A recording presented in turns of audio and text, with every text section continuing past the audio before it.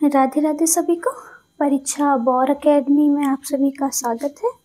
तो हम पढ़ रहे थे अपना एमपी पीआरटी एंड टीजीटी का पाठ्यक्रम। सब्जेक्ट हमारा म्यूजिक थ्योरी। तो चलिए शुरू करते हैं आज की क्लास एक न्यू टॉपिक के साथ। आज का टॉपिक है हमारा निबद्ध व अनुबद्ध गान।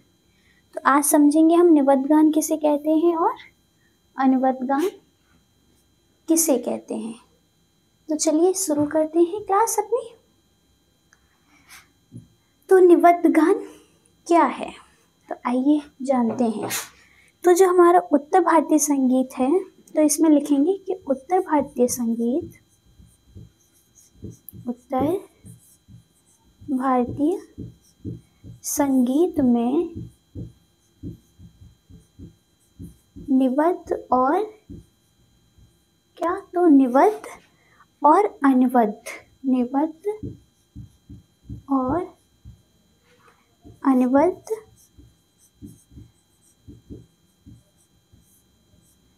अर्थात क्या, तो अर्थात दोनों प्रकार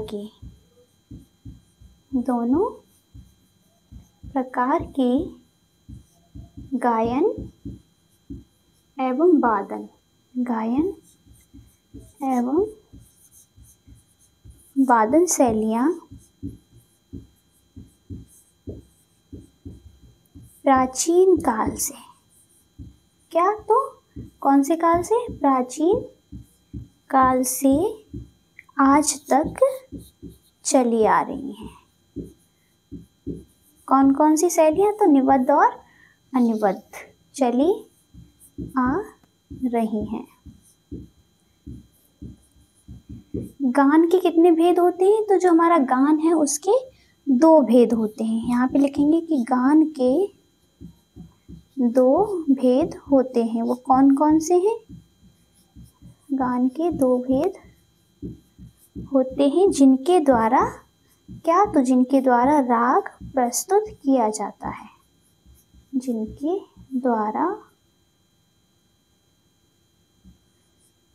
द्वारा राग प्रस्तुत किया जाता है। इतना नोट कर लीजिए। फिर हम उन दो भेदों को जानते हैं, तो वो कौन कौन से हैं। तो यानी कि यहाँ पे लिख लेंगे नंबर 1 करके निबद्ध गान,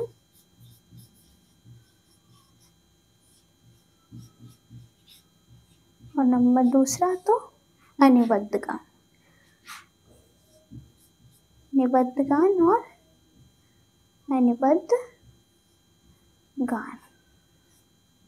तो क्या, उत्तर भारतीय संगीत में निबद्ध और अनुबद्ध अर्थात दोनों प्रकार की गायन शैलियाँ हमारी जो प्राचीन काल से आज तक चली आ रही हैं, ठीक है। और जो हमारा गान है उसके कितने भेद होते हैं, तो गान के दो भेद होते हैं। कौन कौन से, तो एक हमारा निबद्ध और दूसरा अनुबद्ध गान। तो चलिए समझते हैं हम इसमें निबद्ध गान को। पहले नोट कर लिया होगा, आगे हेडिंग डालेंगे निबद्ध गान। अब हम इन दोनों भेदों को समझते हैं। तो पहली हेडिंग डाल लीजिए निबद्ध गान, हेडिंग डालेंगे निबद्ध गान। तो क्या है निबद्ध गान, इसे हम समझते हैं। निबद्ध से ही समझ में आ रहा होगा, यानी कि नी यानी कि विबद्ध, बद्ध यानी कि जो पद, स्वर और लय, यानी कि जो पद,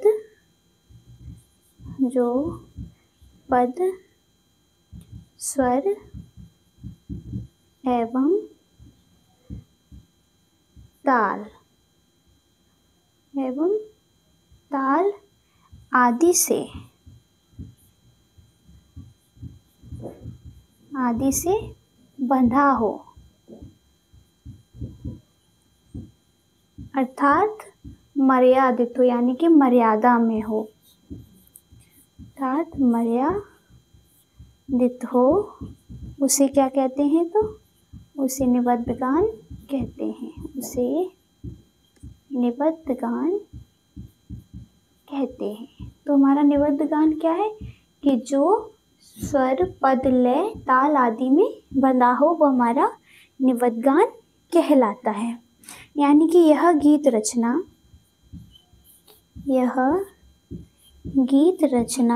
पूर्णतया किसमें, तो शास्त्र नियमों पर आधारित थी। शास्त्र नियम पर आधारित थी। इसमें हम यानी कि ये बंधा हुआ है पूरा, इसमें कुछ जोड़ तोड़ नहीं कर सकते हैं, ठीक है। इसमें इतना नोट कर लिए। और फिर इसमें क्या कि तो संगीत रत्नाकर में जो हमारा एक ग्रंथ है सारंगदेव रचित, तो लिखेंगे इसमें कि संगीत रत्नाकर में क्या बताया गया है निबद्ध गान के बारे में, तो लिखेंगे कि संगीत रत्नाकर में ग्राम राग, उपराग,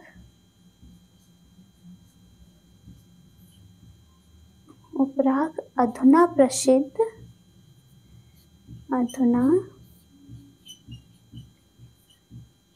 रागों में निबद्ध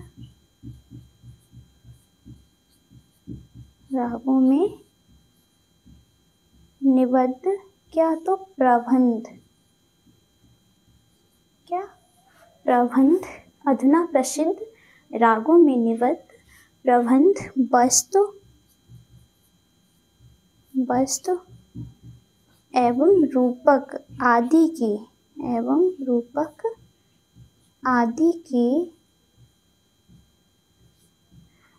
की स्वर, ताल एवं पदयुक्त रचना, स्वर, ताल एवं क्या, तो एवं पदयुक्त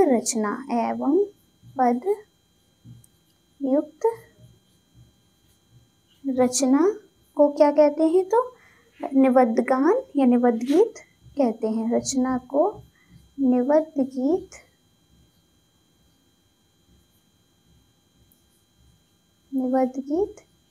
कहते हैं। इतना नोट कर लीजिए, फिर मैं आपको आगे बताती हूँ। तो ये हमारा क्या है कि अधुना प्रसिद्ध रागों में निबद्ध प्रबंध, वस्तु एवं रूपक आदि की स्वर, ताल एवं पदयुक्त रचना को निबद्ध गीत कहते हैं। तो चलिए इसमें आगे और समझते हैं। इतना नोट कर लिया होगा।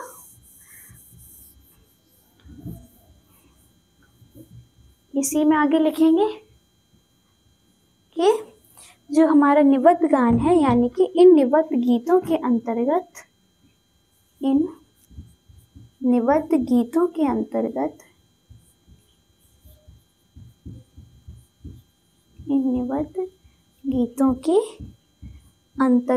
प्रबंध,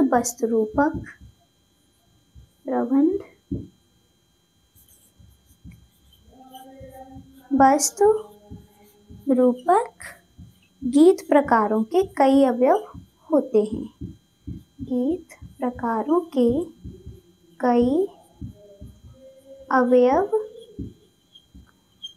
हैं।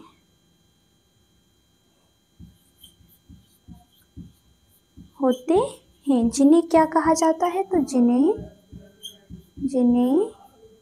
उद्ग्राह, ध्रुव, मेलापक और क्या है 4 नंबर, तो आभोग की संज्ञा दी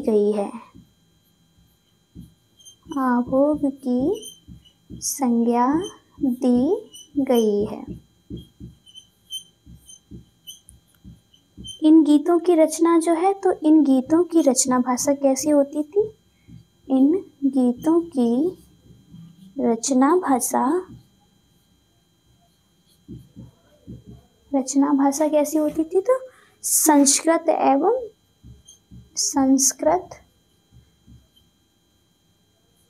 एवं प्रादेशिक होती थी।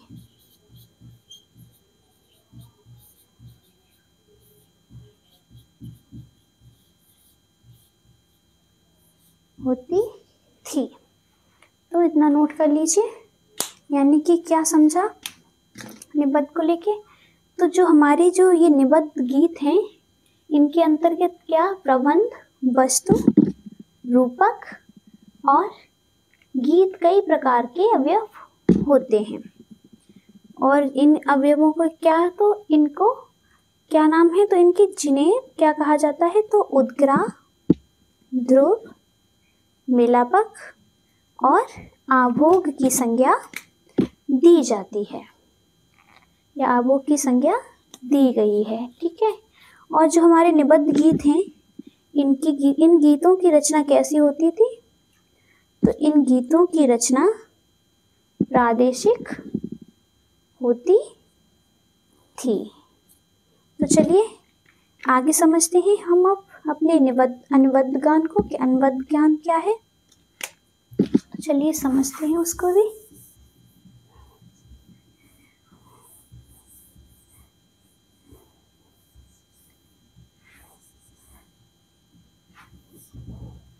अब जानेंगे हम अपने अनुबद्ध गान को। तो ये हमारा क्या हो जाएगा, नंबर 2 अनुबद्ध गान। ठीक है। तो क्या है कि यानी कि आ लगने से क्या समझ में आता है कि जो गान बद्ध नहीं है, क्या, तो जो गान बद्ध नहीं है, अर्थात मर्यादित नहीं है या फिर बंधा हुआ नहीं है। बद्ध का मतलब बंधा हुआ, यानी कि अर्थात काव्य,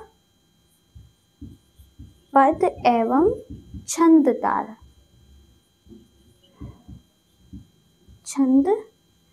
ताल या फिर लय में सीमित नहीं है। उसे हम क्या कहते हैं? उन्हें आलाप्ती गान अर्थात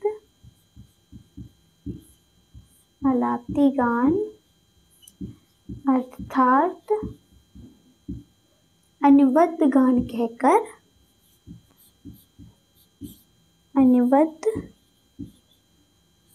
या फिर आलाप्ती गान या आलाप गान कहकर, यहाँ पे लिखेंगे आलाप गान कहकर क्या मानते हैं? तो अनुबद्ध गान मानते हैं। आलाप गान कहकर अनुबद्ध गान मानते हैं। यानी कि हमारा अनुबद्ध गान क्या है कि तो जो स्वर, ताल, लय या काव्य, पद, छंद, ताल, लय में बंधा नहीं है, वो हमारा क्या है? तो वो हमारा अनुबद्ध गान है। बद्ध यानी कि बंधा हुआ। तो हमारे संगीत रत्नाकर में क्या कहा गया है इसके बारे में? यानी कि आगे लिखेंगे कि संगीत रत्नाकर में जो गान, संगीत रत्नाकर में जो गान बंधनहीन, क्या, बंधा हुआ, यानी कि बंधनहीन नहीं है, किसी बंधन में नहीं है, बंधा हुआ नहीं है, उसे हम क्या कहेंगे? तो उसे अनुबद्ध गान कहते हैं। उसे अनुबद्ध गान कहते हैं। ठीक है। यानी कि जो हमारे आज के प्रचलित आलाप गायन हैं, यानी कि इसमें लिखेंगे कि आज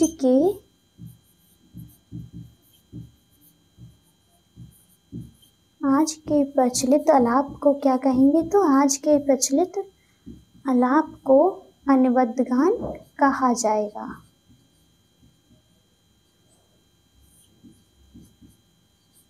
अनुबद्ध गान कहा जाएगा, क्योंकि आलाप जो है आजकल के कैसे हैं कि कोई विशिष्ट ताल में नहीं होते, क्योंकि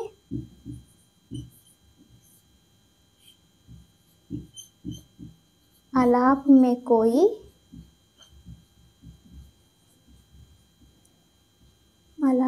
कोई विशिष्ट ताल नहीं होती।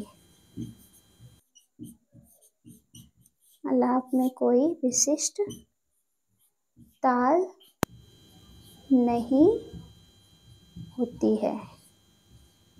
ठीक है, तो हमारा निबद्ध गान क्या है कि जो गान बद्ध नहीं है, यानी कि बंधा हुआ नहीं है किसी भी स्वर ताल लय में, उसे हम क्या कहते हैं, अनुबद्ध गान मानते हैं।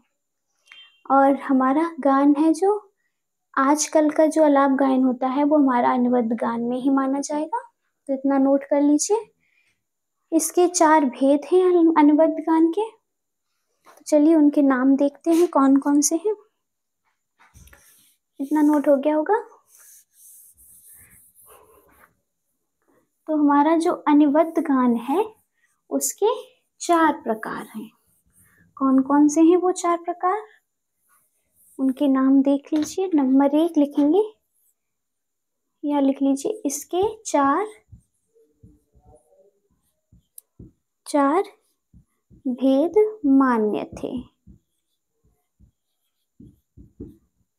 भेद मान्य थे कौन कौन से, तो नंबर 1 रागालाप, नंबर 2 रूप का लाप, नंबर 3 तो अलाप्ती गान,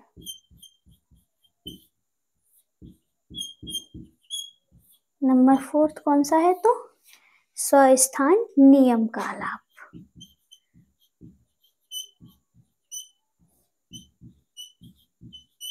स्वस्थान नियम का आलाप। चलिए इतना नोट कर लीजिए। इनमें भी थोड़ा डिटेल का है कि रागालाप किसे कहते हैं, रूप का लाप, अलाप्ती गान या स्वस्थान नियम का लाप क्या है। तो चलिए आज की क्लास हमारी यहीं समाप्त होती है। मिलते हैं हम अपनी नेक्स्ट क्लास में एक न्यू टॉपिक के साथ। अभी के लिए राधे राधे सभी को। आपको अगर हमारी क्लास का कंटेंट अच्छा लग रहा हो तो प्लीज़ क्लास को डेली ज्वाइन करें, लाइक करें, ज़्यादा से ज़्यादा शेयर करें, चैनल को प्लीज़ सब्सक्राइब करें। मिलते हैं हम अपनी नेक्स्ट क्लास में एक न्यू टॉपिक के साथ। राधे राधे सभी को।